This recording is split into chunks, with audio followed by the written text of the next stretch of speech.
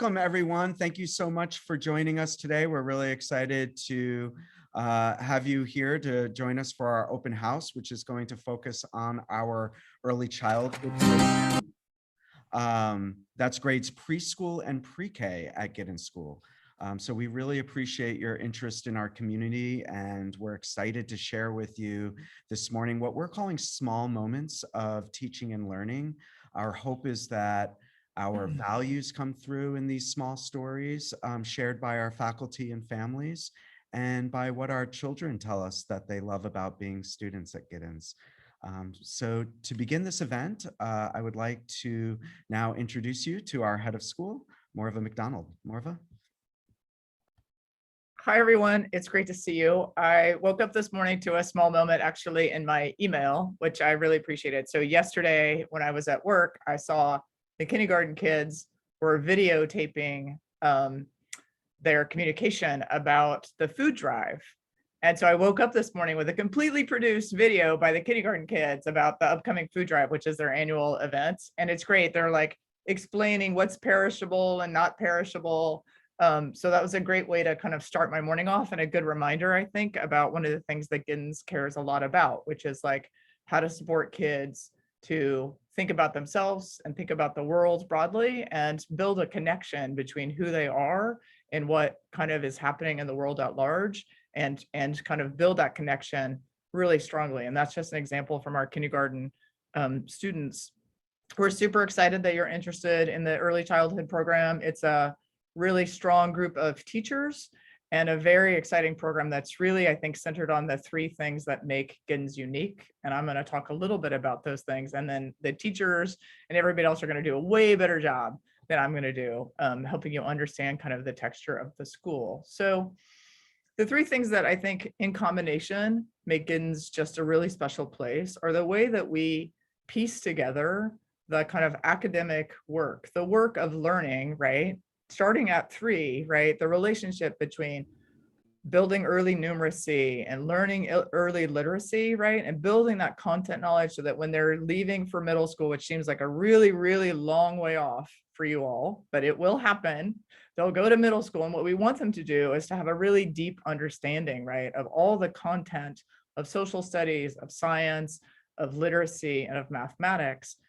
In addition to understanding that content, though, we also want them to be really aware of who they are as learners, what their strengths are, what they're challenged by, what the resources they have in the room around them. How do they ask for help, right? How do they get to a stage where they say, I'm not sure how to do this? And you can see that already, right, at 3 and 4 in the preschool and the pre-K classrooms, where kids are learning how to say, I'm not sure, I actually need some help. And they're not only asking the teacher, right, for help. Sometimes they're turning right to their peers and saying, I'm not sure and I need your support, or can you help me figure this out? And they get their heads all together, right? And they're solving a problem or building a structure. And that's a really important part of that learning experience. But right next to that is the work that's so fundamental in early childhood education, and I would say all the way through elementary school, which is the work of social emotional learning, right? And the strength of Giddens is that that has always been the central focus of the school. It started out as an early childhood center where the foundation of thinking about what kids need emotionally and how they engage socially is the central pillar of the school. And the school has never strayed from that, right? And one of the things we see coming out of COVID is actually the increased importance, right, of helping kids remember and learn and practice. Practice is a big part of the work of ECE. How do I practice having a friendship? How do I practice solving a problem? How do I practice, right, engaging with somebody else, right, and saying what I need? It's really a moment of practice for kids. So that social emotional learning sits in combination, right, with the academic work that the ECE teachers do in their classrooms. And all of that is centered on notions of justice, right? How do we help a young child begin to build their moral compass, right? What's right? What's not right? When I see something that isn't right, what do I do about that, right? And helping them develop not only the concept of right and wrong, right, but how to engage in the world and navigate spaces, right, where they notice something and they want to do something about it. So let's just go back for a minute, right, to that kindergarten experience, right? Which is they're noticing something in the world and they're doing something about it, right? And we want kids, when they leave Giddens, right, to have a relationship between what they know and what they can do, right? And that starts, right, with early childhood. And so I think that's what makes Giddens unique. We're really, really excited to show you that today, to talk with you about that, and to answer any of the questions you have. Our goal is for you to leave with a good understanding of the school, because we know you're in a process. You're talking to a lot of people. You're trying to make sense, right, of what kind of place you want your kid to be in, what kind of school you want to be in. Our goal is just to show you, to give you a window in, right, to our school so that you can make the best decision, right, for you and your family. And so we want to engage with you in conversation so that you leave today knowing more about Giddens, all in the spirit of helping you make the right decision and choice, right, for you and your family. So we're super excited to see you. Everybody who's going to speak to you next is way better, way more important than I am, and so skilled at the work of teaching and learning. I'm really honored always and privileged to be working with them as my colleagues. Thank you, Morva. I'd like to introduce to you now Brenda Cram, who is our Associate Head of School. Brenda, welcome. Hi, welcome to all of you. I'm really glad to see everybody who's showing up today and are interested in the early childhood program at Giddens School. I'm Brenda Cram. I'm the Associate Head of School, and my job really is to work together with the faculty and with our head of school to move teaching and learning forward, to listen to what are the emergent needs, what do we believe needs developing, and to work on that. And one of the things that I would like to do is share a small moment that connects to exactly that. The other day I was in the hallway and there was a kindergarten student washing her hands at the sink, and there was a third grade student washing their hands at the sink at the same time. Nobody else was in the hallway, but I watched the kindergarten student stop after she was done washing her hands, and she looked at this other girl and she said, "Hi, my name is," and she said her name, and then she said, "What's your name?" And the third grade girl said her name, and she said, "You look like me." And it was a moment of identity for this kindergarten student. She was identifying what she looked like, and maybe she had been looking in the mirror that morning. I'm not sure, but she really was saying, that's what I'm going to look like when I get older.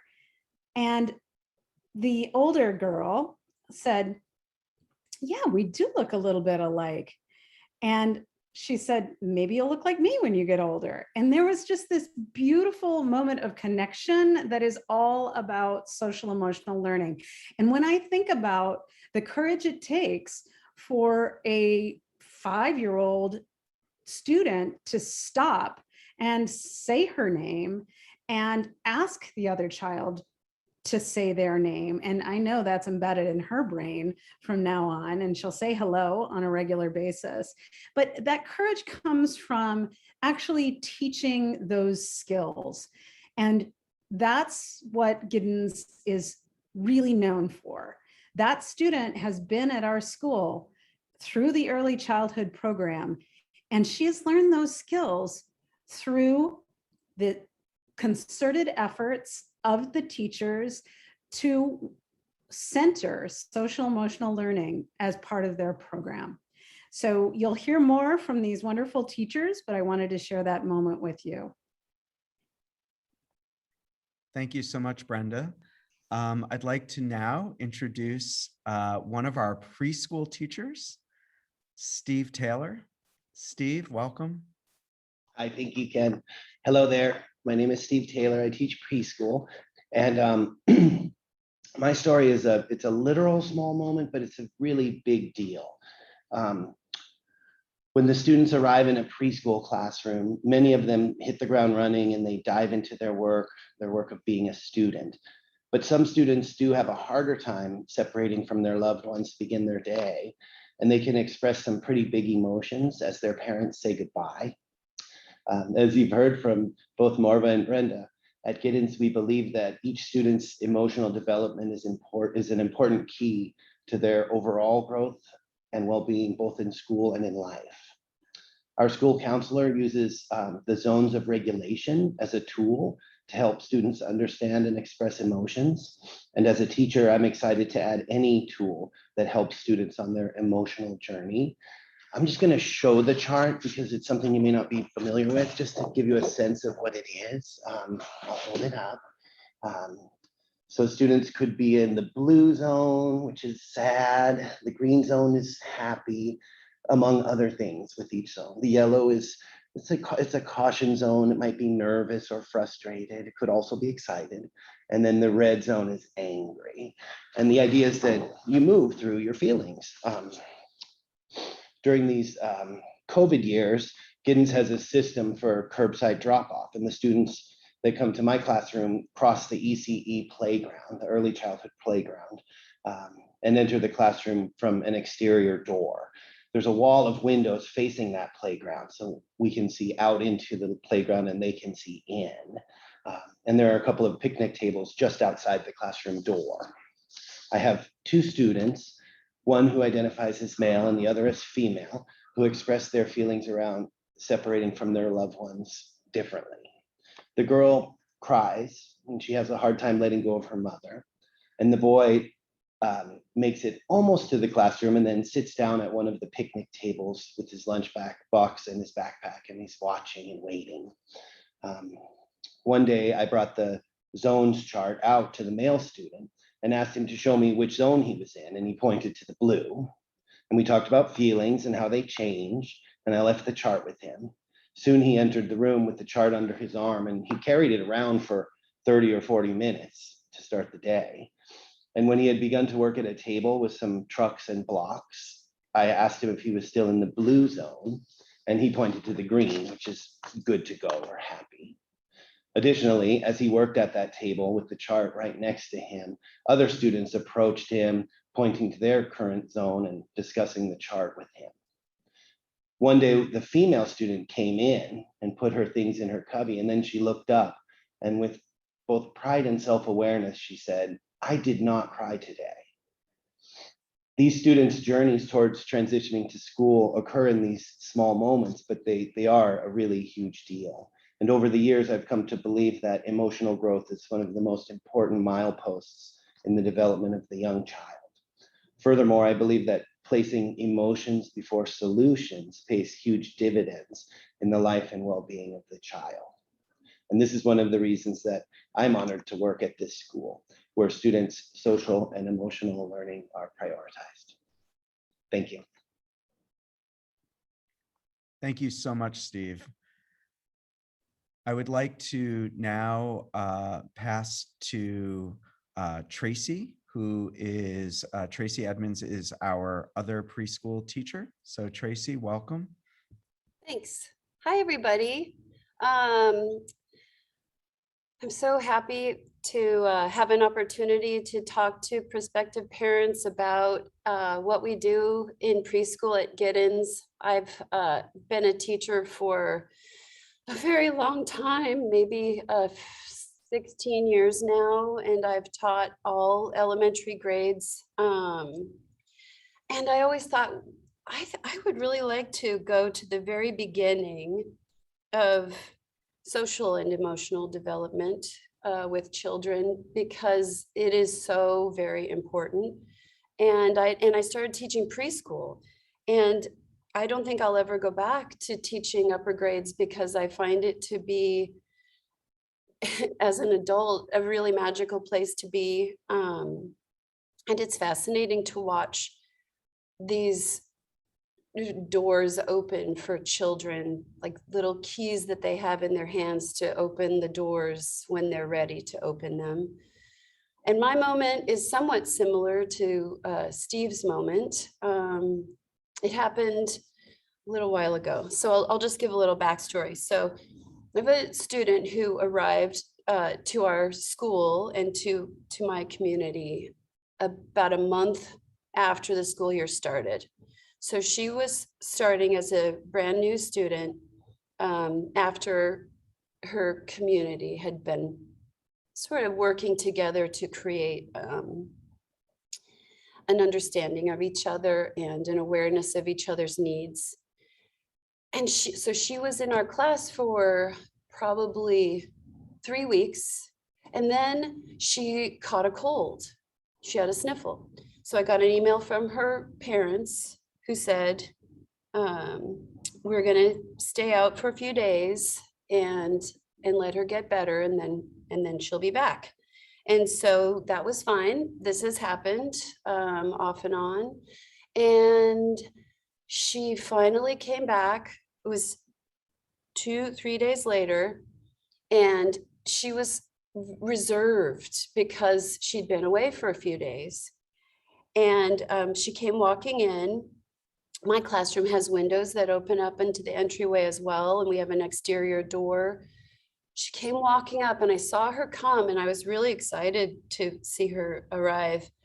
But I didn't want to overwhelm her because I knew that she was a reserved person generally. And so I walked out to meet her.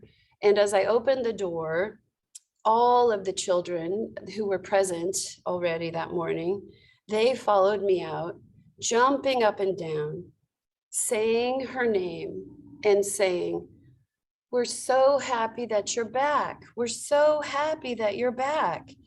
And she has this funny shyness. I don't know if I really like to call it that, but just this way of looking away when she's getting a lot of attention.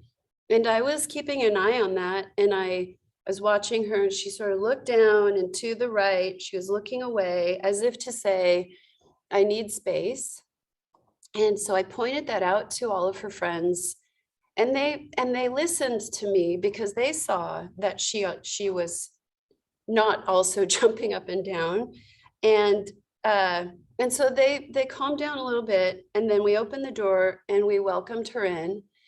And I saw it in her sideways glance, this little smile on her face, as if, and in that moment, I realized, well, she liked that an awful lot. And the friends, her classmates, they had learned in the several weeks that they had when school started, after school had started, how to look at someone and understand by looking at the expression on their face and their body language, possibly what they're feeling and how to respond to those feelings. So there's a real connection that I was able to witness in not only our community becoming sort of like ignited for the school year, and also this student who had less experience coming in because she'd started later, able to be receptive to that. And I realized I can step back a little bit and just watch what they've learned. And that's my moment. That's it. And I have about 1,000 more. Anyway, thank you. I'm glad you're here. Thank you, Tracy. I love about school PE. So this is a kind of jump truck. The water table. Can you tell me about some teachers at school? Mackenzie and Tracy. And like teacher Tracy. Bryce Dixon for the other one now. Winnie the Pooh's like a person, but he's not actually a person. He's an animal that stuff. You.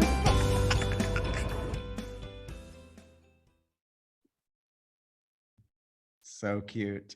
Thank you. I want to introduce Sara West now to you all. She is one of our pre-kindergarten teachers. Sara, welcome. Hi, everyone. I'm so glad you guys are here. I really enjoyed listening to my colleagues and Morva and Brenda share their small moments. And it's really interesting that we didn't all know, but they're sort of in the same theme. When I was thinking about a moment that I wanted to share with everyone today, I kept coming back to an experience that I had last year with my class. We had returned to in-person learning in September after being distanced for the previous year. Brand new pre-K students and all the uncertainty that came with starting school in person last year. And as soon as school started, I recognized that I had a student that was a little bit quieter, reserved, and also didn't tend to spend any time with any of the other children. So not that that's untypical of a pre-K, a brand new pre-K student, but it was definitely something that I was paying attention to and wanted to work on throughout the year. And so after 6 weeks of doing all the things that ECE teachers do to bring out their blossoming personalities, nothing. And then we went to remote learning, and I was absolutely sure that I was not going to see this student. But the first day of Zoom class, there he was, camera on, in full costume, Mandalorian mask and all. And I assumed that the rest of the students didn't know who he was. I knew who he was because I could read, but the whole class, during the whole class, no one said a thing. It was almost as if we always have superheroes in circle time. So right before class ended, we were getting ready to sing our goodbye song. He pulls up his mask, revealing his face, and every student did a collective gasp of surprise. And then they all start laughing and calling his name and trying to talk to him all at once. And so I said, here's what we're going to do. On Friday, we will all wear costumes. We'll have a costume day. And so we did, and it was really fun. But what stood out to me the most of this moment is that when we got back to school, the children were so connected. It was like no time had been lost. It was like we had been together that whole time in person.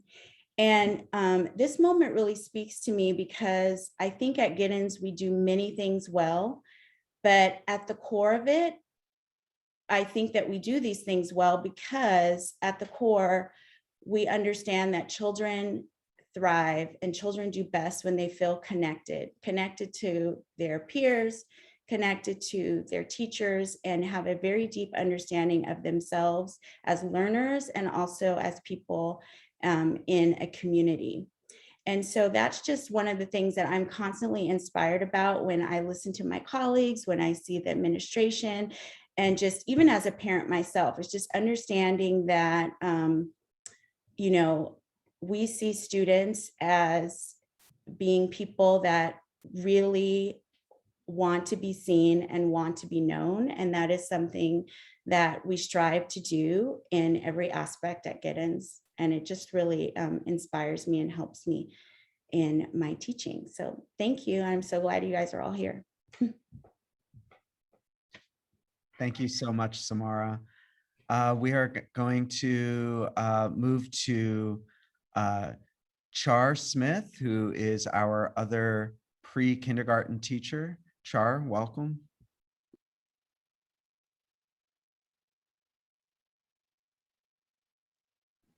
Hello and thank you. It seems I'm also struggling with the Zoom function.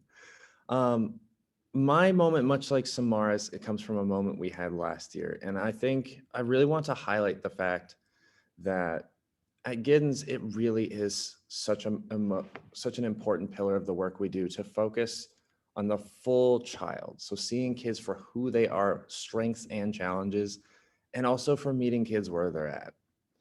I think one of the delightful parts of our program that's been the case for many decades, as I understand it, is that we try to see where kids are at, and then we work to help meet them where they're at in terms of emotional status. Now, when I think about this, I think of a moment I had last year, kind of similar to what Tracy mentioned. I had a student who joined partway through the year. Now, in any circumstance, it's hard to be the kid who joins in the middle of the year, especially if you're joining in March, especially in a year like the school year we all had last year. And so when this child came in full of smiles and energy, I was so excited to learn their name, and he quickly informed me that his name is Luka Doncic. Now, for those of you not familiar, that's the name of the star point guard for the Dallas Mavericks NBA team. And as I quickly learned, basketball was a really important facet of how this family communicated. Another thing I learned was that this was a child for whom there was a lot of social anxiety. When we would talk together on the playground, he would let me know sometimes that he was a little worried that people wouldn't like him, and that at his last school, people were, in his words, not so friendly. And so in that moment, we had a couple of choices to make. Do I say, this is his legal name, and this is what we're going to call him, despite the fact that he's just introduced himself as an all-star NBA player? Or are we going to meet him where he's at and give him the time to get ready and adjust to this new experience? And so for the first few months of our class, or of his time in our class, his classmates knew him as Luca. He called himself Luca, we called him Luca, and we met him where he was at on an emotional level. Closer towards the end of the year, about, I would say, a month, maybe 2 months after he joined us, he showed up one day full of smiles, wearing a little Luka Doncic jersey. And I said, "Good morning, Luka." And he just shook his head. And he said, "Teacher Char, I'm not Luka." And in my head, I was wondering, oh no, is something happened? Is he upset? Is this a bad sign? And I asked him, I said, what's going on? Why aren't we Luka today? And he just looks up at me and smiles and said, "I'm ready to be myself today." And he walked right in, he put his jersey up in his cubby, and he went right to his morning work. Those are the moments that are both small moments because they are happening with small people, but big moments because those are incredible milestones to get to witness. And those are things that we are continually looking to support here at Giddens. Thank you again so much for letting me chat with you. And I'm very much looking forward to get to know some of you better in the near future. Thanks so much, Char. About things that I get to play on the playground with my brothers. I love the people. I like school because I get to make new friends and I get to play with my old friends. I love about them is they're so nice.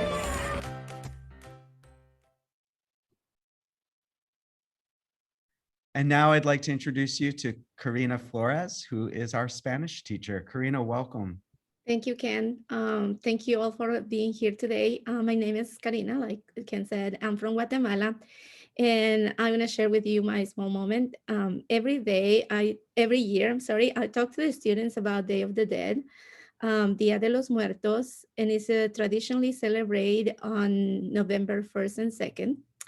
It's a special day to celebrate family members and friends who have died. We remember them on a special day. With the primary grades, the students build an altar for the whole school. They work with decorations like papel picado, paper flowers, sugar skulls, and many other things. I think sharing the culture with the students is very important.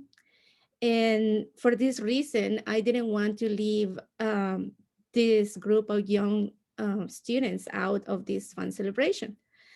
But it makes me a little nervous to talk to them about death because they're really young. And so after I think about it, I came to their classrooms and I started sharing about pets. I shared with them the story of my dog who have died. And from there, I start introducing how Day of the Dead is celebrating. And little by little, the students start sharing their own stories about their pets who have died. And other students start sharing about family members. One of the students said, the mother of my mother died. And I'll say, "Oh, that's your abuelita. That means your grandmother." And other students said, "My grandmother died and I miss her even if I didn't know her." And it was, and so they all start sharing together and they're very attentive to each other about these stories. And even one of my students says, I miss my ancestors. I didn't know them. Even I didn't know them. And after I hear all their stories, I was glad that I shared this special celebration with them because I understand that even they're little young, they can understand when you talk to them with the right words. They can understand when you tell them at their age level. And I was very glad that I shared with them this fun celebration. After that, they color the sugar skulls in the classroom, they have fun. And for me, it's very important also to see that they begin to understand other cultures at this young age. And as well as the Day of the Dead and things like that. And one of the things that my this moment of learning is that sometimes we think these young people can understand some things and we're not even talk to them about important things. And I think if we use the right words and the right examples, will be able to understand. And I'm so glad that I was able to share with them and they welcome the holiday. So that was my special moment. Thank you. Thanks so much, Karina. We are now going to pass to Bryce Dixon, who teaches our PE program. Bryce, welcome. Hello, thank you, Ken. Thank you, everyone, for coming to attend. My name is Bryce. I am in my 3rd year as a PE specialist here at Giddens. And so for my small moment, at the start of each year in ECE PE, we spend a lot of time talking about like body awareness and spatial awareness. And we do a lot of different games and activities that get students moving in space with each other. And we talk about where our bodies are, where our friends' bodies are, and how can we move and play in a manner that is fun, but also controlled and safe. And one of like the students' favorite games early on in ECE PE is freeze tag. And early on, inevitably in freeze tag, it kind of turns into this like vortex where the students are just seeing the person in front of them moving, and it like they start in a blob and then slowly turns into this big circle of these 3-year-olds just chasing each other around. But after a couple of weeks, eventually that light bulb goes on for one student and they might be chasing someone and they see them moving and they think, wait, I can stop. I can see that person moving and I can choose to go meet them at that space instead of just like chasing in this blob. And eventually the other students see that one student doing it and it starts to turn on in their mind. And then we kind of move into this more like fully formed game of tag. And although it's just like a small moment in PE in the gym, I think it ties in really well to all the like amazing social emotional learning and teaching that's happening at Giddens. Students are taught starting in ECE that if they're having a disagreement, if they're having like trouble with a friend over an accidental bump or a shared toy they want to use, instead of just chasing that argument or chasing that feeling, they know that they can stop, they can take a break, they can look forward and then go meet and engage with that friend in a space where they can then move forward together past it. And this is just like a small moment, but there are so many that happen in ECE. And I am really grateful that I'm able to be a small part of our program here at school because there are so many awesome steps you see in preschool and pre-K with students. So many big jumps that seem like little things, but just contribute so much to that overall growth that is happening with our students at those young ages. Thank you so much. Thank you, Bryce. What I love about this school is I love that there's really there's really nice people and they're very generous, and I like also that there's very good science experiments and there's very good stuff. I love the teachers in math and reading. I love OI because I love music. What I like about Giddens is that the playground has a lot of things for kids to play on, and I love the PE teacher Bryce because he teaches a lot of games and it's really fun. So sweet. I'd like to introduce you now to Rosie, who is a parent at Giddens. She has a first grader and a pre-kindergarten student. So Rosie, welcome. Hi, everybody. I'm Rosie. This is my family wearing party hats. So we've been at Giddens, I think this is like our 5th year. So we've been there since our oldest was not even 3 and he's about to turn 7. And our oldest was, pretty straightforward. We chose Giddens because it was so important to us to have that social emotional stuff and also learning and understand like those beginning lessons about justice be a big part of our kids' education and developing their identity. And we wanted it to be something that was really like baked into everything that they did rather than like a side lesson occasionally during Black History Month or things like that. And Giddens has been that 1,000,000% the whole time. Our older kid who's in 1st grade is doing great. And our younger kid, who now this is his 2nd year, is a much more sensitive, complicated kid. And we have gotten to see, I think, through that experience, like the full breadth of everything that Giddens really can do. Our moments this year really have been almost every day. And this was true last year too. So last year he had Tracy as a teacher. This year he has Char, and he can be a really hard kid to be around, even for me to be with him for a whole day sometimes, depending on what he's like during the day. And he is emotional and sensitive and can get really upset about things that seem really small to the grownups. And throughout that, we just have had the most wonderful experiences with the teachers and the staff with him about that. Like, they are communicating with us all the time about how what's going on with him and how he's reacting to things, but it is always, it's like one of those things that you like don't even realize how much you need it until you get it, where all the communication about him is about like the things that he did that were challenging, but there's always so much communication about like the great ways that he shows up and like the ways that he has been observed in that classroom, in all of his ways, like the whole breadth of who he is as a person. And wanting to really like meet him where he is and figure out what would really help him and what would help him within like the larger culture of the class and the other kids that are there. And so even though I think it's been hard for him and for the staff and his teachers as well, he still every single day is excited to go to school, no matter what has happened the day before. And for those of you that have kids like that, who have any kids, right? That's everything, right? Is that they like to go to school and they want to be there and they feel really affirmed as a person, no matter how they show up on any given day.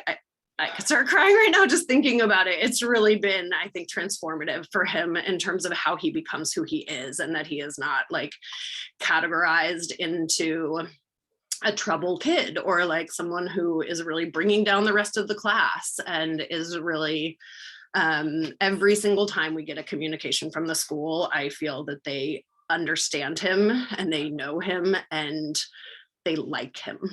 And that is everything with a kid like that. So I feel such gratitude about that I've had that experience where we've had a kid like that and gotten to see just the full breadth of everything that Giddens can do. Thank you. Thank you so much, Rosie. Appreciate you being here.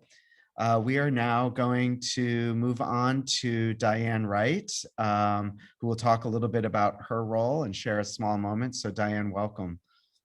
Hi, I'm so glad you're here. I run the Extended Day program, which is our after school program, and also our day camps. Sometimes when we have in-service days or conference days and there's no school, we offer camp at Giddens. And I also run our Summer Blast Camp, which is an 8-week long program over the summer. And my small moment, in ECE, kids are always, as to echo everyone, kids are really navigating their social relationships and figuring out how to play with each other. And I have noticed, and I think we can all relate, I'm sure parents can relate, and all of the ECE teachers can identify with the fact that kids who have been living in this time in the world have had less interaction with peers, less time to figure out how to engage in play. And so being at school has just been amazing for them to finally have these opportunities to connect, to understand how to play with each other. And there's a group of kids, it's about 3 or 4 kids in pre-K. They are so energetic and are so excited to have these friends and to play with each other. And sometimes the energy just gets really big, and they're really learning how to play in a way that's not too rough, in a way that everyone's having fun, and to be able to read those situations, which are pretty nuanced. If you really think about it, of in the middle of a game, to understand that someone is no longer having fun is really hard for a 4-year-old. So an extended day, one day, I was outside during a big recess time and watching these friends, chasing each other, running, and one of the kids tripped and fell. And what had been happening was that something like this might happen and the other kids would keep playing, or, not notice that something had happened. But I watched as one of the kids said to everyone, "Stop, so-and-so fell. We need to check in." And checking in is language that we use at Giddens when someone gets hurt. We say, like, check in with them, ask them if they're okay, see if they need anything. And we really try to teach kids that by checking in, you're not saying like that I did something on purpose, because we run into each other, things happen. Maybe a ball gets hit that hit somebody and wasn't intentional. So checking in is a way to make sure someone's okay. And so he said, "We have to check in." And they all ran over to this friend and said, "Are you okay?" And put their hands out and helped him stand up. And then they immediately just resumed playing. And I thought it was a small moment, but a beautiful moment that showed a lot of learning and a lot of empathy in being able to get outside of yourself in your own moment and seeing what's going on for someone else. Thanks so much, Diane.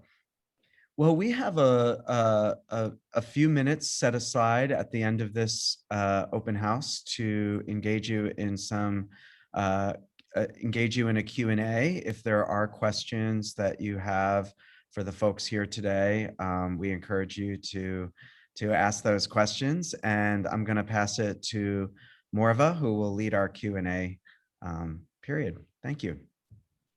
Thanks, Ken. First, I want to really just appreciate the faculty at Giddens. As a parent and as an educator for a long period of time, I think one of the things that's important to point out is what it is that the adults who are the teachers at the school notice about kids, and what a skill it is to be able to look at a kid and look at the dynamics and be able to really think through, what is that kid like? Everything from the moment of being reserved to the moment of being excited, right? Like the noticing of that from the teachers that you're talking with right now is a deep level of expertise that they bring to the work every day. And so you've heard almost all of them say, "I have 1,000 more moments like this." And those 1,000 more moments are about every kid, right, in the school, and could be about your child because of the depth of the noticing that they do.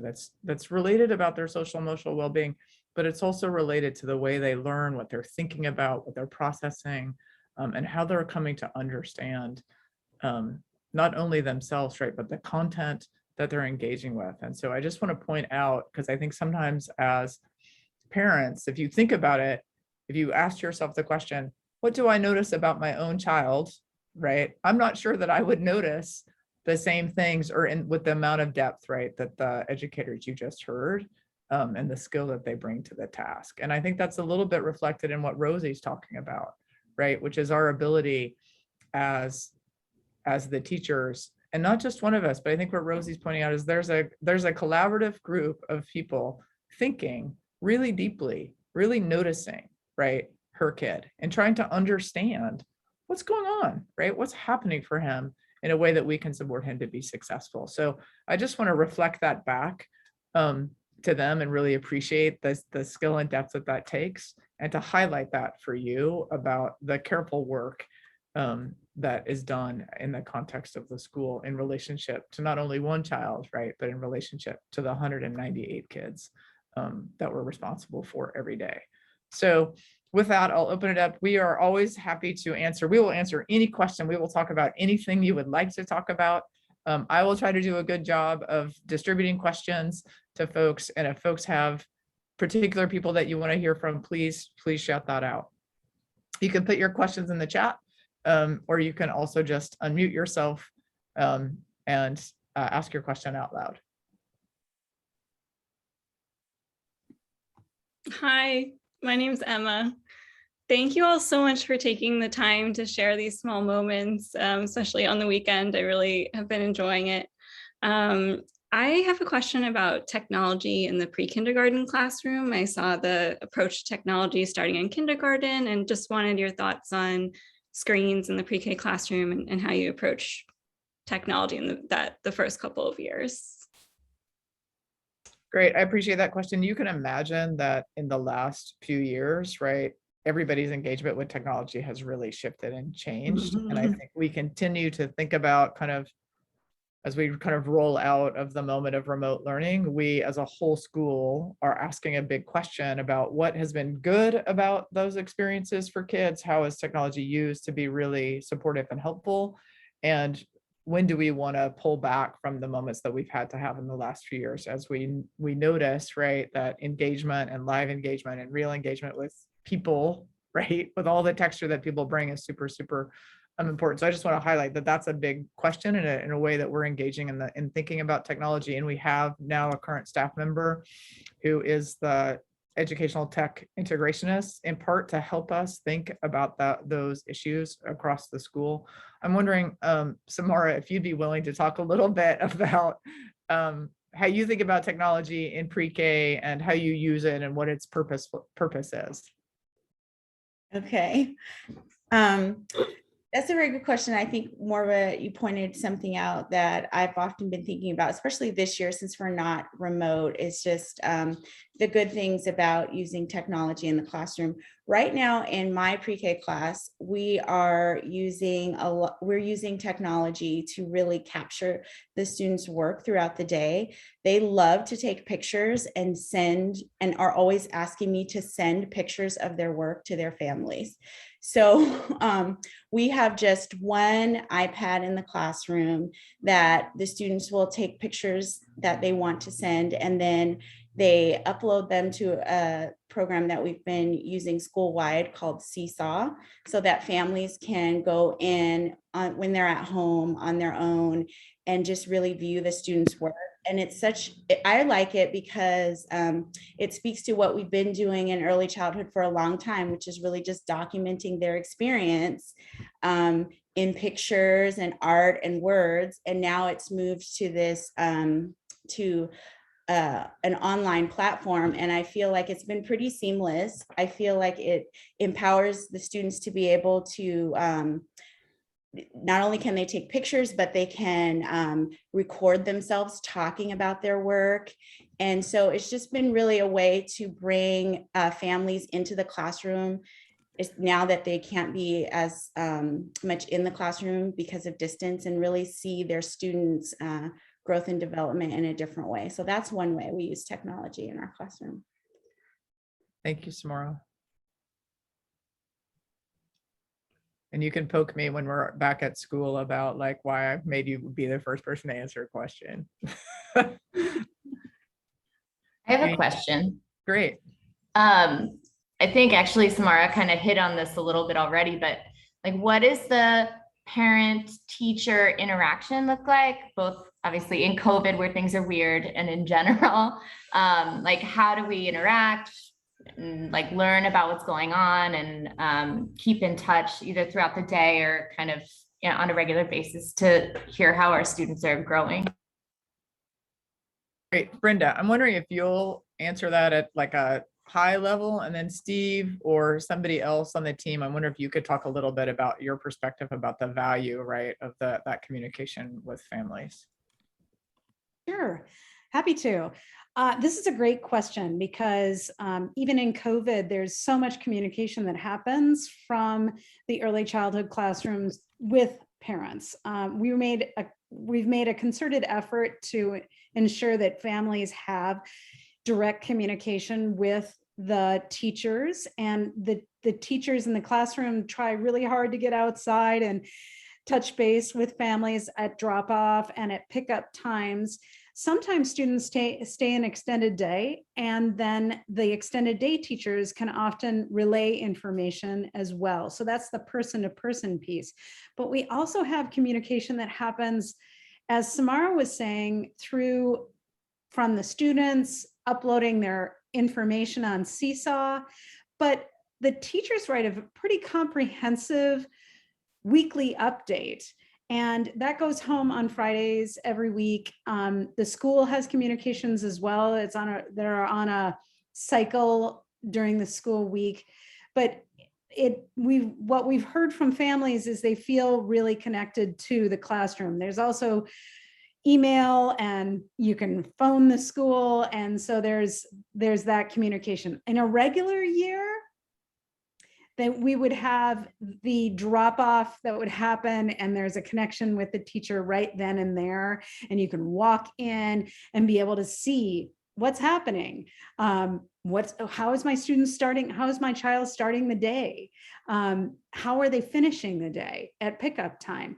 But right now, I have to say, I think we've done a nice job of, or the teachers have done a nice job of connecting with families around maybe that specific need of a student during a time of developmental change, or even something as simple as they forgot to bring rain boots today and their shoes are really, really wet. Something like that can happen too. That communication can happen. And sometimes it's just a quick email, or sometimes it's a quick call. Steve, can you talk about the connection from a level of being in the classroom? Sure. Brenda, you really hit on a lot of the points, but I do think that email is one of those things that it can be about how was my child's day, or something very specific like the boots, or are they eating their lunch? So we check our emails. I keep my computer's email, my screen on the emails to see if there's anything coming in, because it might be timely as well. Like if someone has forgotten to bring their lunch or something like that. I really also think that we've found a way to bring the kids out at the end of the day to the curbside, and I've really enjoyed the connection with the parent at that time as they're receiving their child, and just as a nice little check-in about how that child is doing, and a way to get a read on the family as well. And then I wanted to say one more thing, which was that there's always some silver linings, and one of the silver linings for these COVID years is that parent volunteering is really something that we value here, and it can be tricky to get time off and to head to the school and do something and then get back to work or whatever you're doing with your life. And it does seem that zooming in to read a story can be maybe a little more easy for a family to do without having to leave their home or their workspace. And there's been some nice moments where the kids are really excited to hear a story from somebody's parent, and to get a little bit of just information about that student's parent and who that person is, since they're not coming into the classroom during these years. Thanks, Steve. Corbett, could I say one? I was just going to say something really That's quickly great, about that Rosie. too. Yeah. All of that communication is like weekly updates and that kind of thing is happening all the time and feeling really collaborative in terms of like, are you noticing this kind of thing at home or like what's going on? Like he said something about this, what's the context of that or whatever. But one of our kids' teachers has also like every 3 or 4 weeks, she does a video update instead of an email. So she'll kind of film herself in the classroom and walking around to the different areas and here's what the literacy corner looks like. And it's really nice. It really helps me to be able to like picture some of those things my kid is talking about and what does that really look like. And so that part has been really nice too. Looks like we have time for just one more question before we close the event.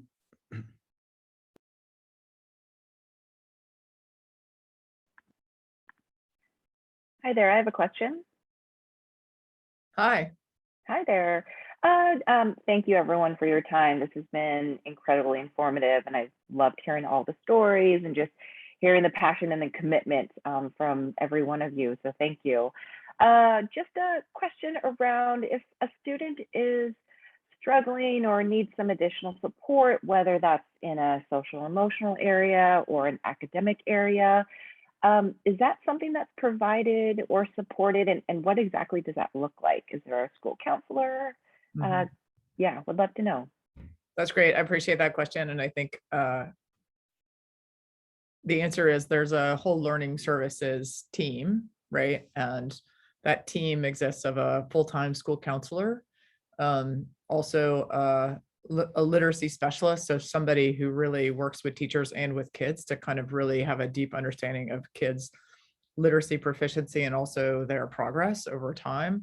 And then there's a specialist in mathematics that pays attention, right, to the development of a kid's mathematical understanding, again, over time, and works with teachers and with kids. So our goal always at Giddens related to supporting a kid is to really maintain that kid's sense of belonging in their classroom community, right?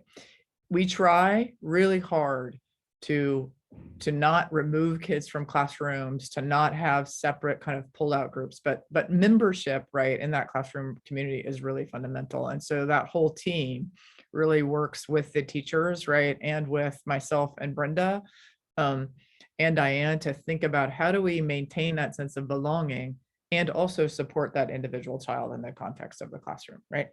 Sometimes there's a process there, right? Sometimes a kid needs a lot of moments of taking a break or getting re-regulated, right? And that we do that work, but always with the intention, right, that we want them to be maintaining that membership and not feeling isolated, right, from their class. And that starts at preschool and it goes all the way through 5th grade. We never want an individual child to feel in any way, right, that their difference, right, is somehow something that's isolated or negative. We really try to normalize, right, that people are really different. Some kids enter preschool and they're like really capable of sitting down in a circle and listening to a story. It's also really typical when you enter preschool or pre-K that that's not a thing you can do, right? You're not there yet. And we don't want to make, right, a kid who is still learning how to self-regulate in the context of schooling, which is a very particular kind of context, right?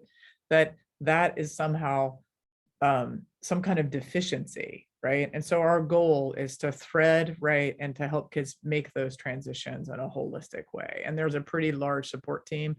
I think Rosie could speak to that. I think when a kid is struggling, it is very common that we are engaging all of our expertise, right, to support that kid in those transitions. And that's really important. No individual teacher, right, is operating alone in the context because each one of us, some of us know certain things more than others at a deeper level, right? And sometimes what you want with a kid is a lot of eyes to try to understand and support that kid through the process. So I hope that's helpful. And I'm really glad you asked it because it's a really important part of the school and the way the school operates. What I hope people take away from today is 2 things. And they're things that are related to value, right? We value knowing your child. we value that. That is the center of the way that we think about the work that we do with your kid, whether your kid is 3 or whether your kid is 11. We deeply value knowing your child. We also deeply value partnering with you, right? We know that our ability, right, to work with your kid and to think about your kid and to help your kid progress, right, and reach their potential is always better when we're partnering with you. Right. And those are really deeply held values at the school. And I hope that those have come through today. And as we end, what I want you to know is that really we really care deeply about children. We care deeply about all children, and we will care deeply about your child.